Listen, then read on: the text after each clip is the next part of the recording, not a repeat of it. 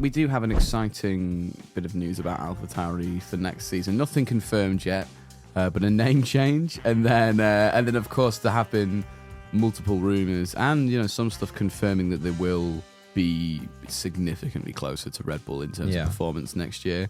Good or bad for the sport, Amy?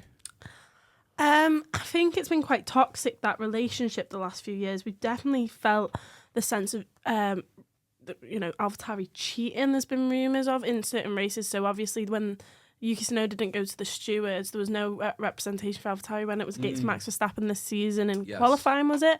And then there was a race where Yuki retired, and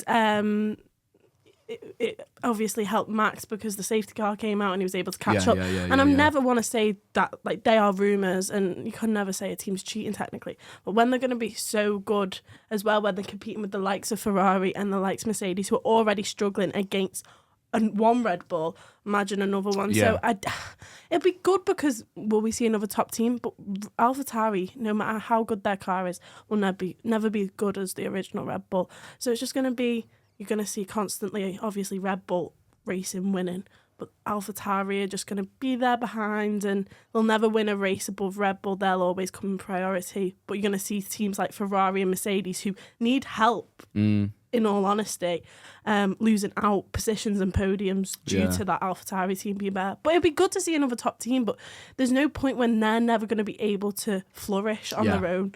And you're always going to have Red Bull racing as the main priority. So it's kind of toxic, but it'd be interesting to see another top team. I'll play a little bit devil advocate here. So obviously the rumoured name change is Racing Bull. So it's obviously a lot, I don't like the name, but it's a lot closer to Red Bull.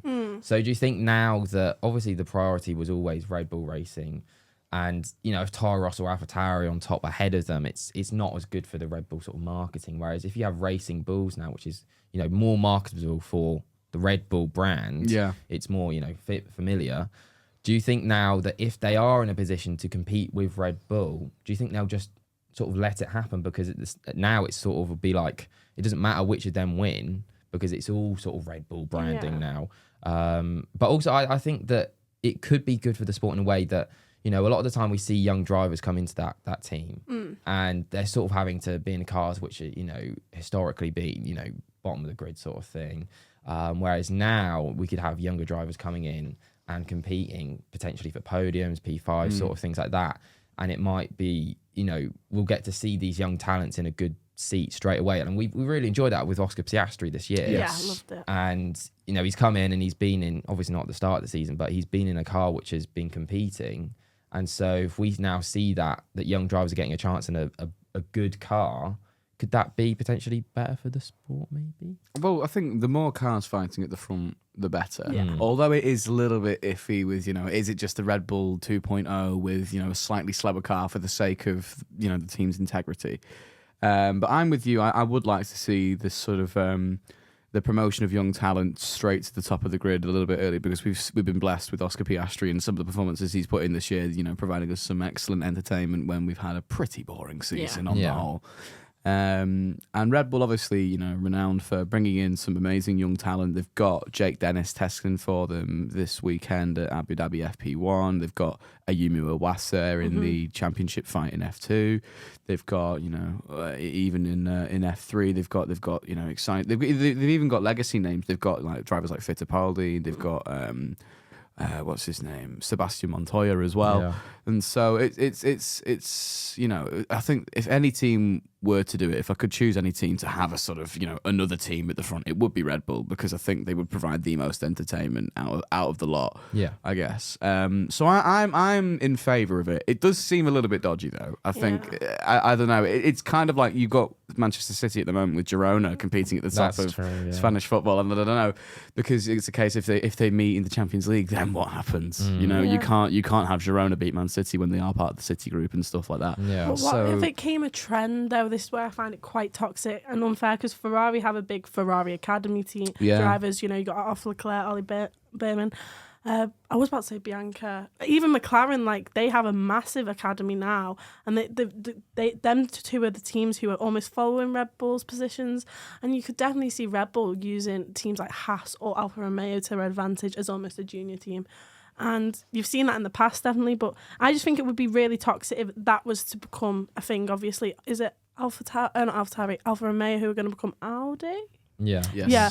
But Haas had got the engine, and I think it would be really bad for the sport if you could see, you know, them big teams like Ferrari, Red Bull, McLaren, Mercedes being able to have a junior team. I think it takes certainly means away they lose from identity. them. That's for sure. You look at Mercedes in the past with Williams. Look at you know, when Lewis Hamilton had to pull out of the Sakhir Grand Prix and George Russell came in. Okay, yeah, sure, Mercedes junior driver, but he was a full-time Williams driver. Yeah. And okay, they had the talent pool to bring in Jack Aitken and fill in for him. But that certainly does feel like that there is some sort of like network there. You look at Nick de Vries. He drove for Mercedes in Formula E, you know, just before he arrived in F1. He then goes and drives for Williams. And there is that sort of inter-team market of sort of exclusive drivers. Obviously, he then goes on to join the Red Bull family, and not for very long. But, you know, it does sort of mean that teams lose their identity. And then other teams that are far more independent than others, say your Alpines, you know, teams like Haas as well. Obviously Haas with Ferrari engines, but they don't really have that much to do with Ferrari per se. Their drivers have been pretty unique in terms of, okay, Romain Grosjean, they got him from Lotus, they got Kevin Magnussen from McLaren, and Mick Schumacher was the only one that was really from that Ferrari talent pool. Okay, they've had Antonio Giovinazzi as like a reserve driver, but that doesn't really mean much in the grand scheme of things. So it means that maybe for the fans, the entertainment factor could be, you know, increased, more teams fighting at the front. That's what we want to see. But then in terms of for some of the teams, you know, you look at teams like I've just said, like Alpine, Haas, even like Aston Martin. If they continue to regress in performance, this could mean that they are going to be then left for dead. If there's just a bunch of teams that have their own sister team fighting at the front, it loses the point of a sister team as well. If you want to develop young talent, have them in, you know, a car lower down the field rather than throw them in at the deep end. You know, it takes a special kind of driver to do that immediately, to perform well at the front of the field. Oscar Piastri is that special kind of driver. You know, you look at Lewis Hamilton when he was thrown into the sport, McLaren right at the front of the field straight away. That sort of special kind of driver. Only took Sebastian Vettel 1 year to jump into the Red Bull, and Max Verstappen as well, of course. You know, it means it will separate, you know, to use an old-fashioned phrase, it will separate the men from the boys, sort of thing. So yeah, it will be good for entertainment. To summarise this AlphaTauri Racing Bulls thing, we've been talking about it for a while. But yeah, it should be good for the sport. But you know, it might have its downsides on the other teams. To listen to the full podcast, check us out on Spotify, Apple Podcasts, or click the link on screen.